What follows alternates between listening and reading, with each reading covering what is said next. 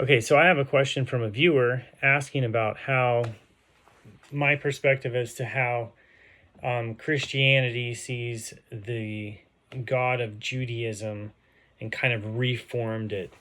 So it's an odd topic to deal with because they don't really see that they have re-imaged our Creator, but the way that they develop their doctrine and everything like that seems to indicate that they have a different perspective of the God of the Hebrew Bible.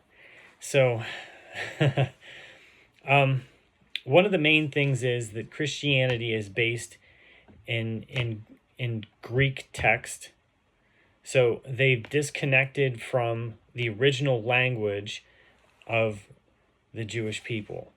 So number one, it was Hebrew and Aramaic, depending on where in the world you were. So the book of Daniel has both Hebrew and Aramaic in it. There are other books. There are statements made by other people just because they're from a different area of the world that are in Aramaic, in other books of the Hebrew Bible. So it's a mix of Aramaic and Hebrew.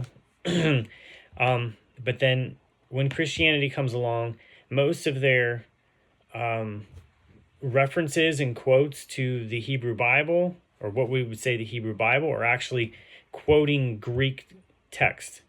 And I don't want to say the Septuagint, because most people throw that word around, and the Septuagint is supposed to be the Greek translation of the Torah by a collection of rabbis that were invited to go to Alexandria and translate the Torah for the Library of Alexandria, basically.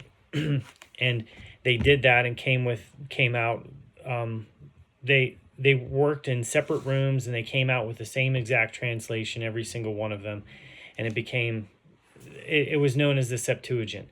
But the problem is that they translated certain things distinctly a certain way, certain passages, and the Septuagint, that they call it the Septuagint today, does not have those passages translated that way. So we know that the Septuagint that scholars call today as the Septuagint is not the Septuagint.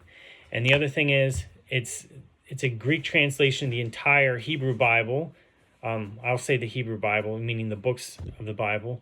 But originally the Septuagint was only the Torah. So what they call the Septuagint today is completely not the Septuagint. It's better to say the pseudo-Septuagint. So because of that, because they're operating in a different language, they have a different lens in how they see the world. And they've kind of created this idea that the God of the Hebrew Bible was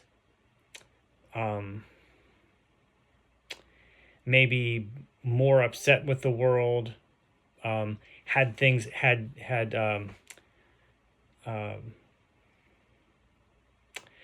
had grudges against the world and against people because of sin and everything else like that, and that the God of Israel didn't accept people's offerings and their heartfelt prayers and everything like that, and that therefore you need a Christian Savior to take care of your relationship with this God that's on fire and angry at the world.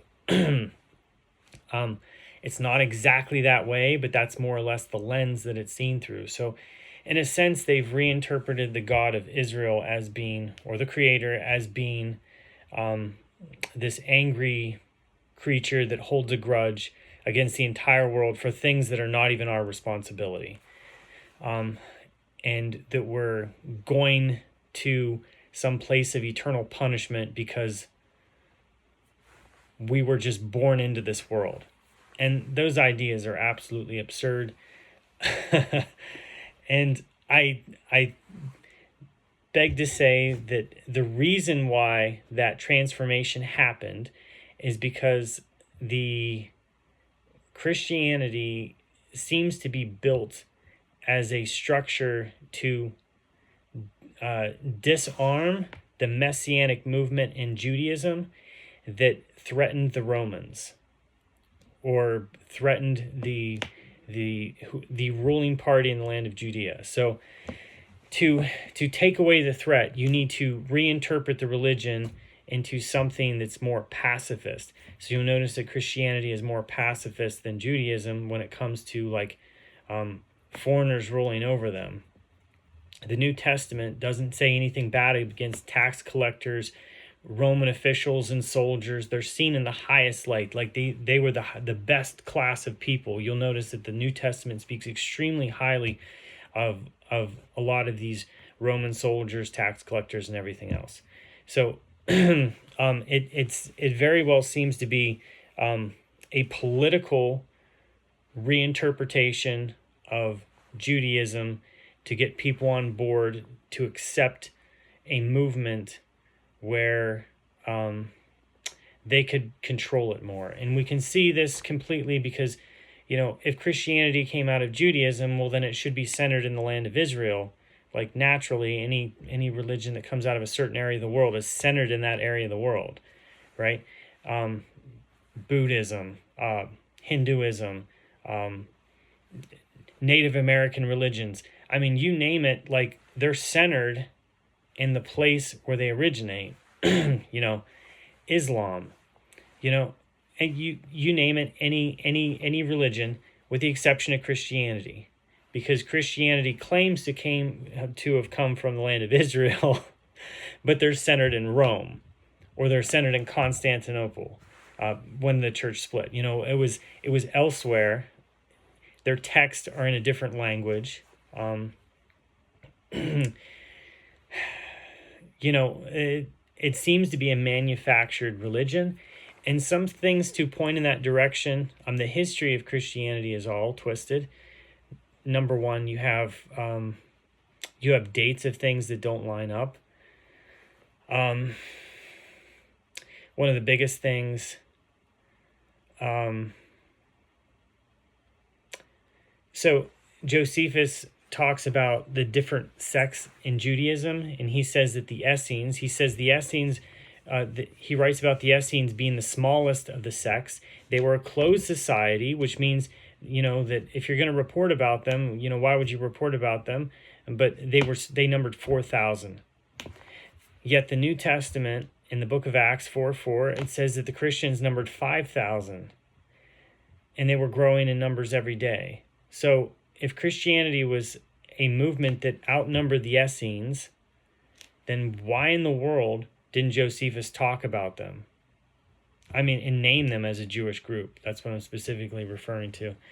But he doesn't. And the Essenes are not Christians because the documents that we find from the Dead Sea Scrolls are not Christian documents. There's no New Testament. There's no anything. There's no references to these people.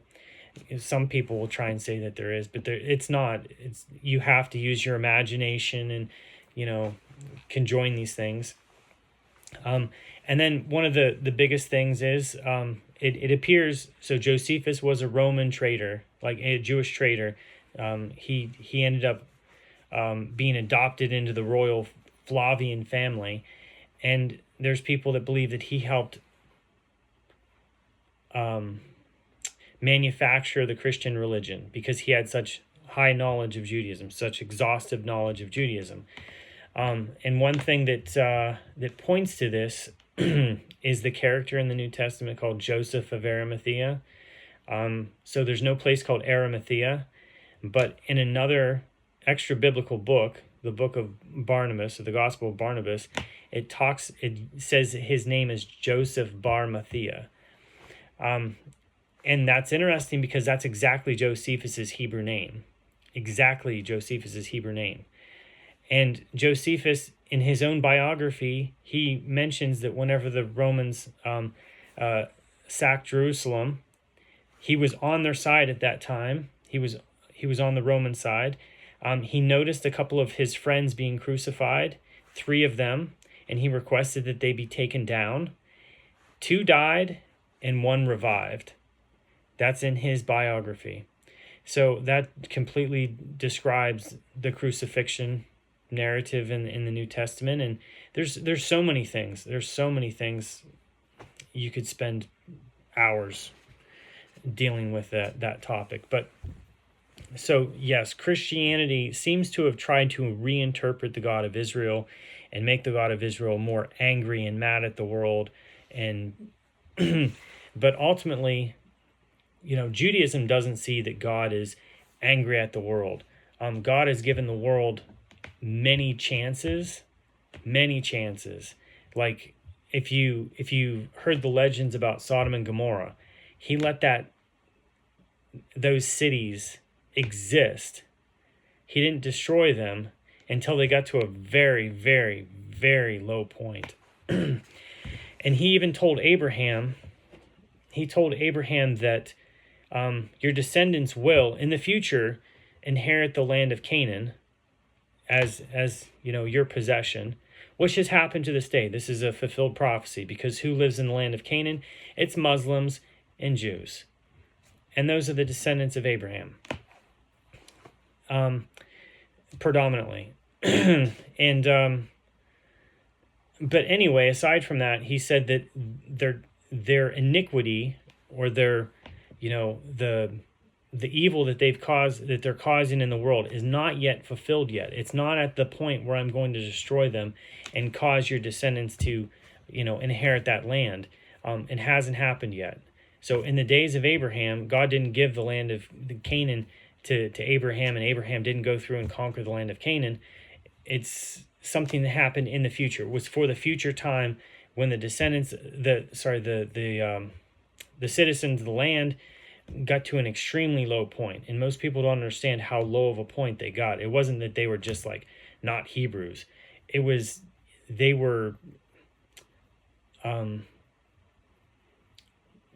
it's kind of crazy to even talk about that kind of stuff, but they would use aborted children and use their bodies to create idols to divine the future and all kinds of wickedness. Just absolute horrible wickedness. So you have to see that it wasn't just a nation that was just existing, good people, bad people, and the Israelites were destined to take over the land. It didn't happen that way. And the Israelites were not the only ones that acquired that area of the land, because there were also other descendants of Abraham from the descendants of Esau who also had rights to that land.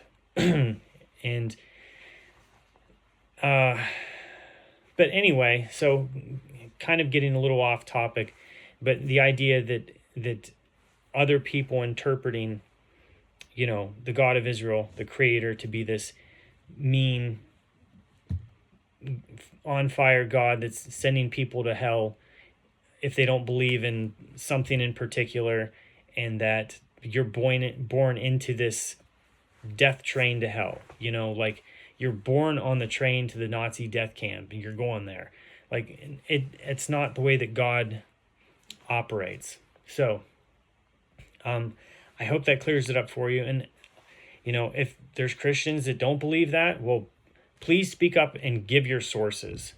But this is, I wasn't born yesterday. So there we go. And I have some other questions to address that you have as well. So that I'll leave for this video.